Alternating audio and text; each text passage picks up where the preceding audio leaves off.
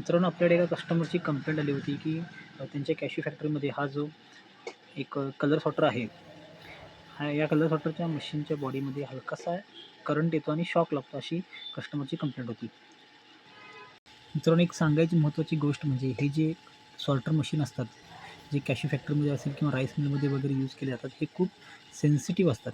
याच्यामध्ये जे काही इलेक्ट्रॉनिक पार्ट असतात, जसे कॅमेराज असतील किंवा PCB वगैरे असेल, हे खूप सेन्सिटिव्ह पार्ट असतात. थोडासाही लिकेज करंट असेल किंवा व्होल्टेज फ्लक्च्युएशन असेल, तर ते आपण जर दुर्लक्ष केलं तर ते खूप प्रॉब्लेमॅटिक होऊ शकते. हे जे कंपोनंट आहेत हे खूप लवकर खराब होऊ शकतात आणि हे खूप कॉस्टली पार्ट असतात.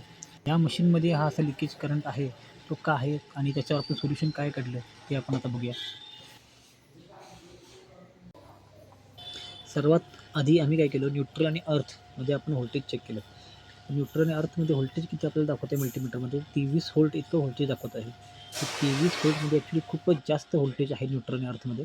जनरली ते मॅक्झिमम 5 व्होल्ट किंवा 5 व्होल्टपेक्षाही कमी व्होल्टेज असावं लागतं न्यूट्रल टू अर्थमध्ये. आता हे 23 व्होल्ट आहे म्हणजे ही जी अर्थिंग आहे, ही अर्थिंग ओव्हरलोडेड आहे.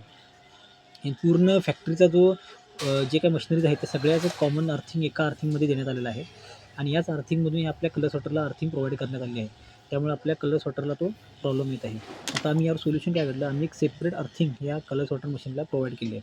मग सेपरेट अर्थिंग आम्ही एक केली. सेपरेट अर्थिंग केल्यानंतर आम्ही जे न्यूट्रल आणि अर्थमध्ये जेव्हा आम्ही व्होल्टेज चेक केलं, तेव्हा ते व्होल्टेज बघू शकता 1.1 च्या आसपास व्होल्टेज दाखवत आहे.